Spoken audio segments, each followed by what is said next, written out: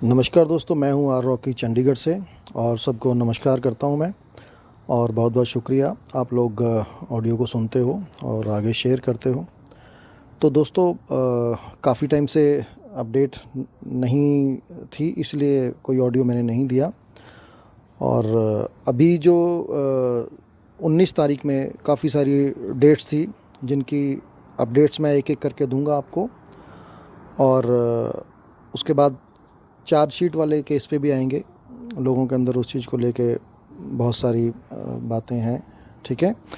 और सबसे पहले अगर मैं बात करूं डिम्पल खरौड़ और सुखविंदर जी की केस की, जो जालंधर सेशन कोर्ट से आपको पता है कि डिसमिस कर दिया गया है, ठीक है।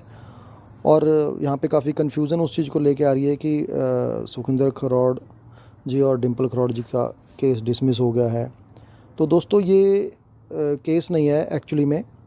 ये जो वो एक रिक्वेस्ट जो लगाई गई थी कोर्ट में कि उन्हें अपने बेटे से, जो है इंटरनेशनल है, वहाँ पे स्विट्ज़रलैंड में रहता है, तो उनसे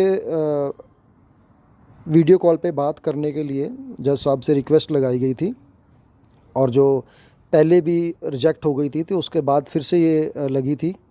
तो ये वो वाला जो है डिसमिस हुआ है दोनों का, सुखविंदर खरौड़ जी का भी और डिम्पल खरौड़ जी का भी। क्योंकि यहाँ पे मतलब कोर्ट से ये बात आई है निकल के कि जेल में इस तरह का कोई प्रावधान नहीं रहता है कि इंटरनेशनल कॉल जेल के माध्यम से किसी भी कैदी को उनके बच्चों से करवाई जाए, ठीक है। लेकिन यहाँ पे हमारे वकीलों ने उस बात का भी हवाला दिया कि जो मार्च के अंदर जब कस्टडी में थे तो वहाँ पे भी बात करवाई गई थी, ठीक है।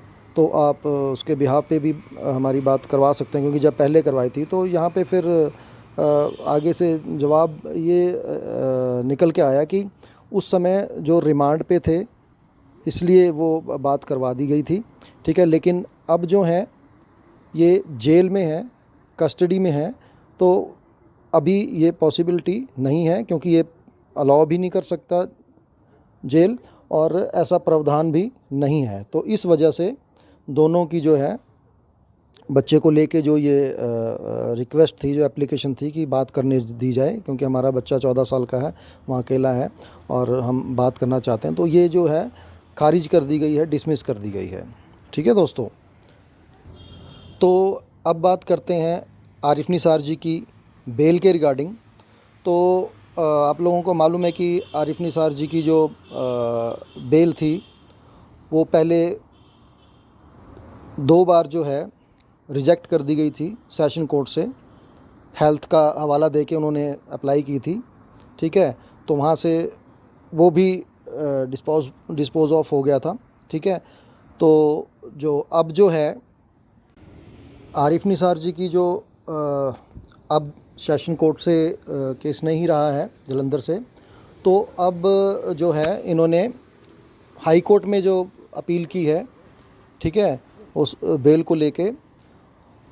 और ये जो अप्लाई किया था हाई कोर्ट के अंदर, Punjab and Haryana high court, ये 13 मई को इन्होंने बेल अप्लाई की थी, जिसकी डेट जो है अब इनको जो मिली है वो है 22 मई।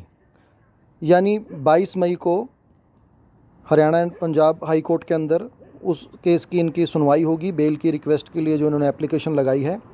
तो यहाँ पे इन्होंने अब की बार जो यहाँ पे इन्होंने बेल लगाई है एप्लीकेशन, वो मतलब रेगुलर बेसिस पे लगाई है, लेकिन एक एप्लीकेशन में इनके वकील ने थोड़ा हेल्थ के इशू को भी दिखाने की कोशिश की है कि इनकी आँखों की कोई टिपिकल प्रॉब्लम है, जो बाहर से ही ये ठीक करवाना चाहते हैं उसको, बीमारी को अपनी, या जो भी उसका ट्रीटमेंट लेना चाहते हैं। तो ये वैसे तो रेगुलर बेल है, लेकिन इसमें कहीं ना कहीं थोड़ा सा हेल्थ के बारे में भी वहाँ पे पॉइंट आउट किया गया है। तो 22 तारीख को जो है आरिफ निसार जी की बेल की डेट है Punjab and Haryana high court में। अब बात कर लेते हैं डिम्पल खरौड़ मैम की, जो बेल अप्लाई की गई थी सेशन कोर्ट जालंधर के अंदर। जिसकी 15 तारीख डेट थी और फिर ये 19 तारीख डेट हो गई। तो दोस्तों ये भी जो 19 तारीख की जो बेल की डेट है, ये किसी वजह से यहाँ पे जो शायद दूसरी पार्टी की तरफ से कोई रिप्लाई नहीं अभी तक दिया गया था, तो इस वजह से जो है ये डेट जो है अब जो है ये डेट 21 मई की हो गई है। यानी कि आप लगा लें 1 दिन छोड़ के, 2 दिन छोड़ के 21 तारीख की है। और मे भी शायद यहाँ से इनको बेल मिल जाए। तो लेट्स सी, देखते हैं 21 मई को किस तरह से ये चीज़ें रहती हैं। तो डिम्पल खरौड़ जी की जो बेल की डेट है अब वो आगे बढ़ गई है, 21 मई को होगी। तो उस दिन देखते हैं, ठीक है सर। अब बात करते हैं कि जो ईडी की तरफ से सेक्शन 70 जो लगाया गया था, ठीक है, उसकी जो डेट थी, उसकी जो डेट है वो अब जो मिली है, वैसे तो 19 तारीख की थी, तो लेकिन इसकी जो सुनवाई, इसके आर्गूमेंट्स जो होने वाले हैं अब ये 6 जून को होने वाले हैं, ठीक है। तो 6 जून को जो ये सेक्शन 70 लगाया है ईडी की तरफ से, तो उसके ऊपर आर्गूमेंट्स होंगे। तो 6 जून को इसकी जो सुनवाई होगी और 6 जून को ही देखेंगे इसमें क्या निकलता है और किस तरह की जो ये सेक्शन किस तरह काम करता है या किस किस का नाम इसके अंदर और आता है। तो ये 6 तारीख को क्लियर होगा। तो अब बात करते हैं दोस्तों, जो ये मेन जो 19 तारीख की डेट थी, जो पीएमएलए मनी लॉन्ड्रिंग केस के रिगार्डिंग थी, ठीक है, जिसके अंदर सुखविंदर खरौड़, डिम्पल खरौड़, आरिफ निसार, ठीक है, और ये व्यूनो मार्केटिंग लिमिटेड वीएमएसएल और खरौड़ फिल्म एलएलपी, जो इन सब की जो डेट इकट्ठा थी पीएमएलए के रिगार्डिंग जो थी, सुनवाई जो 19 तारीख को थी। और इसकी जो डेट है अब जो 3 जून को चली गई है, ठीक है। तो 3 जून को जो है ये पीएमएलए वाले केस का जो हमारा है, ठीक है, और इसकी डेट 3 जून को चली गई है। तो 3 जून को इसकी सुनवाई भी होगी और इसमें क्या आर्गूमेंट्स रहते हैं वो भी देखेंगे हम, और किस तरह से उसका पीडीएफ ऑर्डर निकल के आता है। तो ये जितनी मैंने ये चीज़ें अभी आपको अपडेट्स बताई हैं दोस्तों, तो आप वेबसाइट पे जाके सेशन कोर्ट जालंधर की वेबसाइट पे जाके या Punjab and Haryana high court की वेबसाइट पे जाके तो आप ये नाम डाल के ये पीडीएफ देख सकते हो, जिसके अंदर पूरा ऑर्डर है, उसमें किसके वकील ने क्या कहा, जज साहब ने क्या कहा। तो ये सारी चीज़ें आपको उसमें क्लियर हो जाएंगी। तो डेट्स एज़ पर जिस तरह से बताई गई आपको उस तरह से हैं। अब दोस्तों बात कर लेते हैं कि चार्जशीट को लेके बहुत ज़्यादा मतलब लोगों के अंदर की काफ़ी तरह की बातें हो रही हैं, काफ़ी नेगेटिविटी भी है, कुछ लोग पॉजिटिविटी की तरफ भी हैं। तो वो सबका अपना अपना मत है। तो दोस्तों अभी जो है चार्जशीट जो है ईडी ने दाखिल कर दी है, ठीक है ना, आप सब तक भी पहुंच गई है, ग्रुप्स के अंदर सर्कुलेट हो गई है, ठीक है। तो यहाँ पे जो है चार्जशीट के अंदर जो भी एलिगेशन लगाए गए हैं आप लोगों ने देख लिए होंगे, ठीक है, और या किसी से वकील से सलाह कर ली होगी, बहुत सारे लोगों ने खुद ही पढ़ के, है ना, एक दूसरे के साथ डिस्कस कर लिया होगा। तो यहाँ पे अभी जो सारी चीज़ें हैं, ठीक है, तो अभी जो आर्गूमेंट्स होने हैं ये तो अभी ईडी ने अपनी तरफ से जो अपनी चार्जशीट दी है, अपने एलिगेशंस लगाए हैं, ठीक है, पीएमएलए एक्ट के अकॉर्डिंग। तो अभी जो सिर्फ है, हमें सिर्फ वही चीज़ें दिखाई दे रही हैं। मुझे नहीं पता कि केस का आगे क्या होगा, नेगेटिव होगा, पॉजिटिव, आई डोंट नो, ठीक है। मैं तो जस्ट एक आपके साथ डिस्कस कर रहा हूँ कि भाई अभी तो सिर्फ ईडी ने अपने चार्जेस लगा के चार्जशीट कोर्ट में सबमिट की है और इसके ऊपर अभी बहस होगी, ठीक है ना।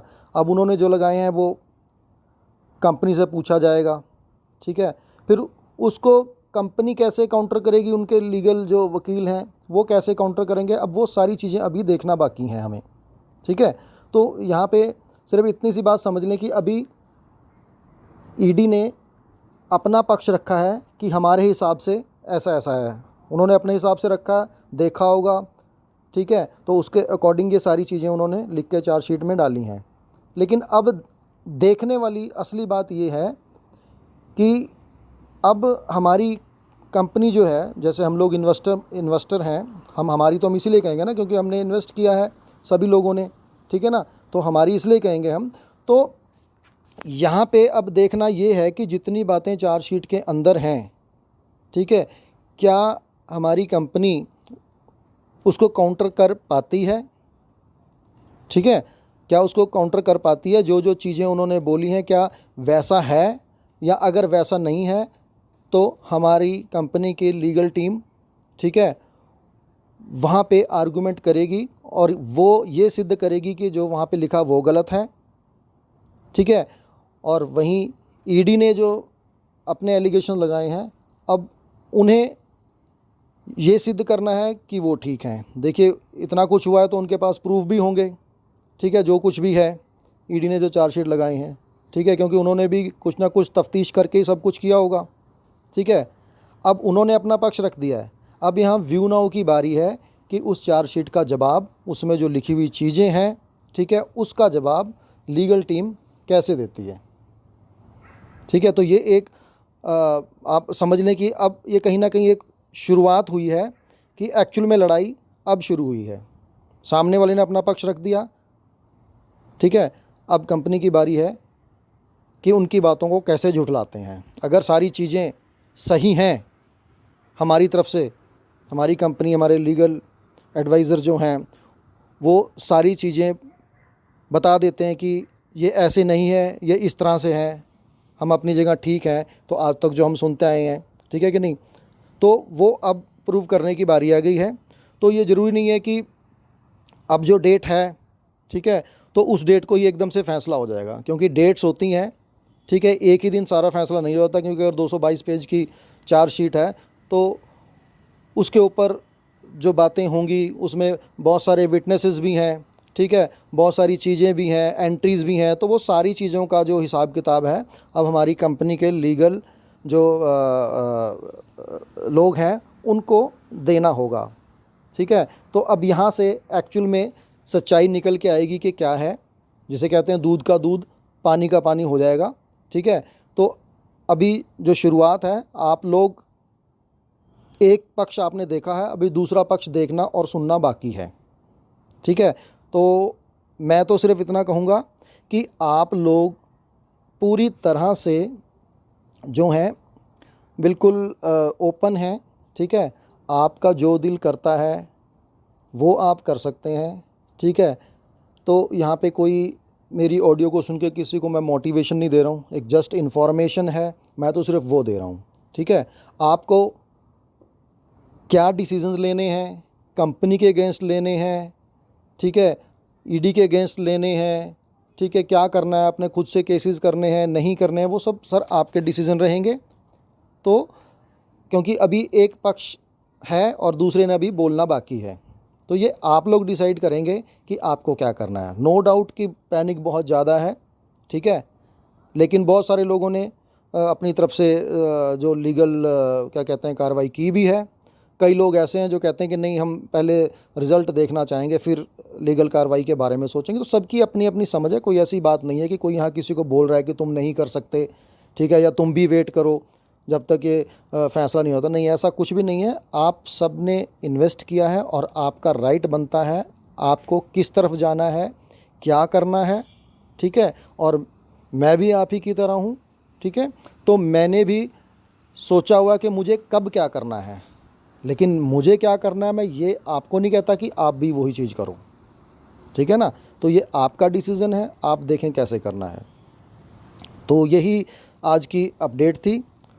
तो थैंक यू दोस्तों, हो सके तो सब्सक्राइब ज़रूर कर लेना, क्योंकि आप सब्सक्राइब करते हो तो मुझे भी कहीं ना कहीं थोड़ा हौसला मिलता है। जैसे एक कलाकार को जब अपनी परफॉर्मेंस देता है, जब खूब सारी तालियां बजती हैं, ठीक है, तो उसको हौसला होता है अच्छी परफॉर्म करने का। तो यहाँ पे मुझे भी आप सब्सक्राइब करोगे तो मुझे भी कहीं ना कहीं हौसला होगा कि नहीं, लोग मुझे सुनते हैं। बहुत लोगों को मेरी बात अच्छी भी नहीं लगती होगी और बहुत लोगों को लगता होगा कि नहीं चलो कुछ इन्फॉर्मेशन तो है। तो कोई ऐसा इशू नहीं है, मुझे जिसे नहीं भी अच्छी लगती कोई दिक्कत नहीं है, ठीक है, वो भी खुश रहे, परमात्मा उसको भी तरक्की दे। और जो सुनते हैं और थैंक्स करते हैं उनको भी परमात्मा तरक्की दे और खुशी दे। और मैं तो यही परमात्मा से दुआ रोज़ करता हूँ कि किसी ना किसी तरह से व्यूनाव का केस जल्दी से जल्दी सॉल्व हो और लोगों को पैसे मिलें, ठीक है ना, जो भी जिसके जितने भी लगे हैं, ताकि उनकी लाइफ दोबारा से पटरी पे आ सके। पिछले 7 महीने में बहुत ज़्यादा दिक्कतों का सामना किया है, मैं भी कर रहा हूँ, ठीक है, बाकी सब लोग भी कर रहे हैं, चाहे वो किसी ने 1 करोड़ लगाया, किसी ने 10 करोड़ लगाया, चाहे किसी ने 1 लाख लगाया, चाहे किसी ने 10 लाख लगाया, सब किसी ना किसी तरह से प्रॉब्लम में हैं ही, ठीक है दोस्तों। तो सब ने अपनी मर्ज़ी से सोच समझ के लगाए थे, तो लेकिन हमें भी शायद नहीं पता था कि ये दिन भी देखने को मिलेंगे। लेकिन चलो, सारे दिन एक जैसे नहीं रहते, किसी न किसी चीज़ को देख के ही हम लोग यहाँ पे आए थे, हमने अपना इन्वेस्ट किया था। तो ठीक है, कानून देश का है तो वो भी हमारी रक्षा के लिए बना है, तो डिपार्टमेंट्स बने हैं वो भी हमारी रक्षा के लिए बने हैं, सीबीआई बना है, आरबीआई बना है, ठीक है, ईडी बना है, तो ये सारे भी हमारी रक्षा के लिए ही बने हैं, हमारे हित में बने हैं। तो आज अगर वो अपना काम कर रहे हैं तो उनको अपना काम हम करने देते हैं, ठीक है। और जो भी होगा, ठीक है, हमारे कानून के हिसाब से हमें वो मानना ही होगा। तो वेट फॉर द एंड, और फ़िलहाल जो टाइम है वेट एंड वॉच वाला चल रहा है। तो मैं तो सिर्फ अभी यही देख रहा हूँ कि देखते हैं अब, क्योंकि मैं देखना भी चाहता हूँ कि जिस तरह से हमने इतनी पॉजिटिविटी सुनी है, तो सुन के ही हमने आगे शेयर भी किया सब लोगों के साथ। तो अब किस तरह से ये जो इतने एलिगेशंस हैं, हमारे जो कंपनी के लीगल एडवाइज़र्स हैं वो कैसे इसको, है ना, करेंगे हैंडल, तो ये देखना है। तो दोस्तों, थैंक यू वेरी मच, आपका बहुत बहुत शुक्रिया, धन्यवाद, खुश रहें आप सभी।